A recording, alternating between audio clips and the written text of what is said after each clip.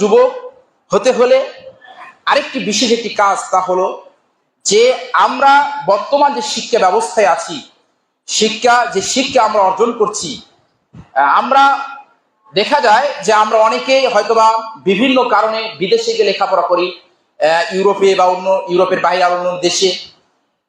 এখানে আমরা বলছি না এগুলো নিষিদ্ধ, এগুলো প্রয়োজনের স্বার্থে শিক্ষা অর্জন করা বৈধ আছে, কোনো সমস্যা নেই।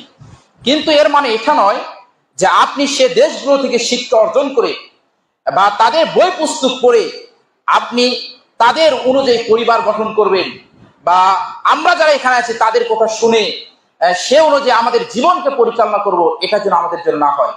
এটা একজন আদর্শ যুবকের বৈশিষ্ট্য নয়। ওসমানী খেলাফতের ইতিহাস আপনারা জানেন।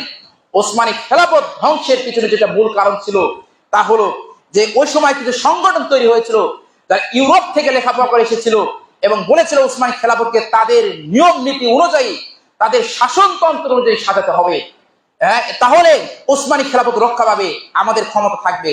কিন্তু এরপরেও ব্রিটিশ এবং রাশিয়া অন্যান্য দেশের হাত থেকে ওসমানী খেলাফতকে তারা রক্ষা করতে পারেনি, পারবেও না।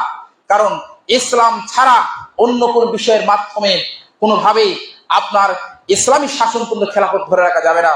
আজকে আমাদের যুবক ভাইরা গণতন্ত্রের দিকে প্রচুর পরিমাণে ঝুঁকে পড়ছে এবং এটাকে অনেকে ইসলামী গণতন্ত্র বলছে।